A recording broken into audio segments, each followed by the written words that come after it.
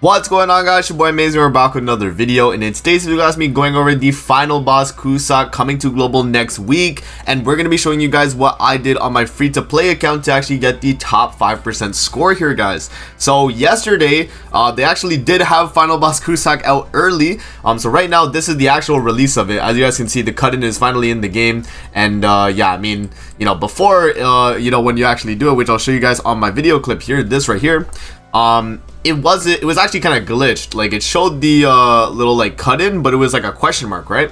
And it was out a little bit too early, and so, you know, because of that, people were able to attempt it yesterday, and so I did my attempts yesterday and I had my clear. But this was my team comp right here, guys, that I was running. So let me just go back here, pause the video, and we'll kind of talk about the reason why I ran this team. So green Malasila, green Gother, green Brunhild, and then red SR Elizabeth backline. The reason why we are running this setup is because red SR Elizabeth is going to be giving us the healing, right? When you're going into the fight, you need a lot of healing to keep your characters alive, man. You take a lot of damage in this fight, and yeah, I mean, having the red SR Elizabeth, as you guys know, with the diminished HP healing, is really, really strong. Green Malasila is there because she has gauge reduction and because she gives basic stats to the team. Green Gotha right here, guys, and then we have Brunhild on attack crit damage with the ultimate SNR link. So my highest attack CC link, yeah, we pretty much gave to her. So yeah, and then for the missions, guys, I'll show it on the actual game because I don't know if I showed it on the actual video. But alright, guys, so for the missions here that we were running, we were actually running the I think this one's clear without using ultimates. This one's clear within 8 turns, and then this is clear without using Goddess Liz, and then the top one is clear without using food. But we didn't actually do that one because we can get way more points by doing these bottom 3 right here. And so this was the exact team comp I ran, guys, and we were running attack food as well, just to get some extra damage, because it does actually matter a lot when going through the fight here. For the missions at the bottom here, I don't know the exact missions here, but I do remember that this one is like you have to be above 40% HP. The other two I actually don't remember, and then this one I don't think I was able to get the top one right there. So yeah, this is pretty much the setup though that I've been running, guys, and it worked out. You know, it was a little RNG heavy, but the team was able to clear. So here's the video, guys. Let's watch it together, and I'll kind of give you guys my like thought process of like how I was going about the fight, and kind of explain that to you guys. But yeah, man, very RNG reliant fight because you do need a lot of really good skills, but it's definitely doable, right? So right here, guys, we start turn 1. I get a double rank up, so instantly I'm like, okay, let's rank up Gother. I was gonna merge, which you guys will see. I was gonna merge, but it didn't work out, so I was like, okay, reset. We actually get a stack of Gother's passes, so I was like, rank up Gother, we'll do the AoE, and then we'll use the gauge reduction with Malasila, because pretty much what we're trying to do, guys, is we're trying to get a ton of detonate cards and rank them up as well. So me ranking up Gotha right there is a strat, because what I'm planning on doing right here is we're going to be ranking him up, and we actually did get really lucky with the card RNG right there too. So for the gimmick, by the way, Cusack gets increased basic stats for every corrosion effect on the target. So for us, we're getting kind of destroyed here, and the way you lower the corrosion effects is by killing the guy on the right, and then the guy on the left, you can pretty much just leave alive, but you would lower his HP too, if you did want to remove all the corrosions. But when you're actually doing the fight right here, it's not necessarily a thing of like, okay, you have to kill both side guys. You just have to kill the guy on the right, and then you can focus down Cusack in the middle. So right here, I decided to go for the Power Strike card.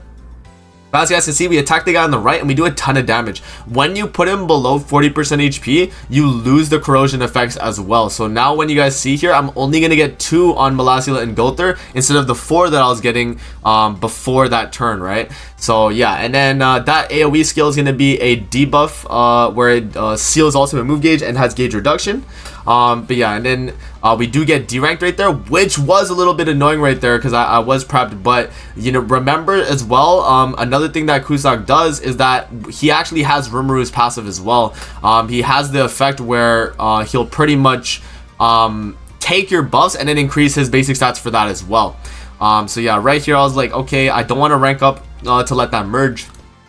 So I was like, okay, let's move the card, and then we'll just do the gauge reduction. So we do that. I do actually top deck a merge right there. We get to go through AoE. I get another power strike, so it wasn't too bad in terms of my card draw right there. But right here, pretty much what I have to do here, guys, is I have to kill Cusack, because we're on, I think it was turn 3 at this point in the fight, and we pretty much have to move into the next phase now. So I kill the guy on the right. I do the rank 3 detonate. which I think was the play.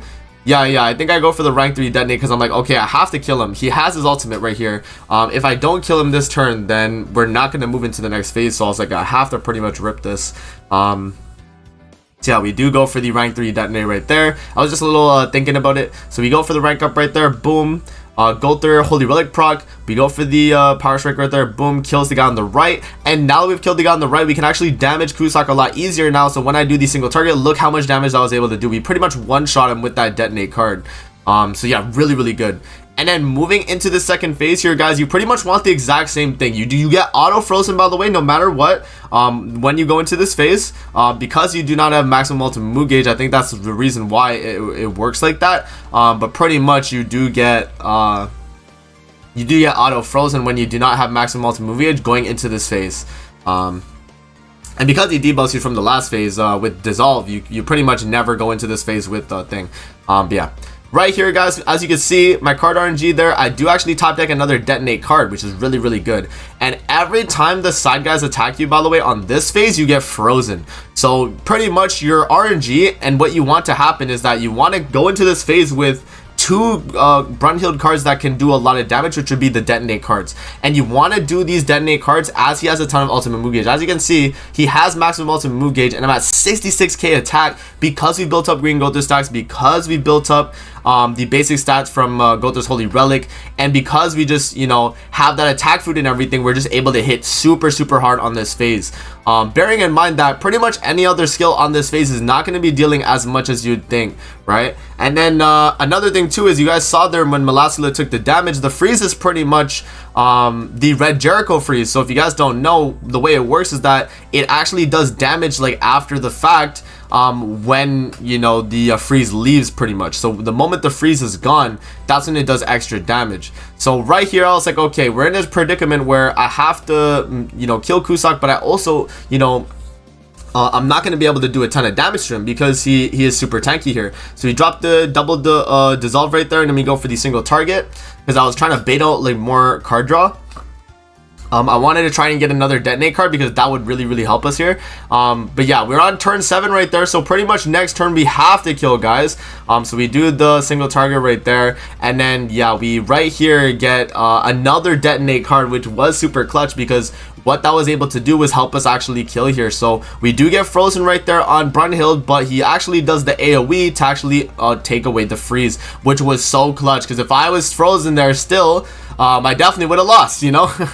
So yeah, it definitely comes down to some card RNG as well, guys, on this fight, I will say. So yeah, I mean, depending on like your card RNG and all that, it definitely could be a little bit difficult, but this was the team I had a lot of success with when actually doing the run, and it's all about just getting detonate cards with your Brunhild, man. If you can get those detonate cards, then you actually will be chilling. So I do the detonate follow-up, guys, and we do actually get the kill right there on Cusack and finish off the fight. So as you guys can see right here, I do actually get the score, and you guys will see the score is a pretty good 4,600 score right there, which at the time, I have to skip to the end here, it was actually ranked 38 at the time, guys, when I did this yesterday. So that was a really good score, and a lot of people were running like the Melasila comps, but they were also running red Zeldris instead of green Melasila as well. But yeah, that's pretty much the fight there, guys, and that was pretty much the setup right there. Another thing to mention as well is I was running this card set, which is the brand new card set that increases attack for human allies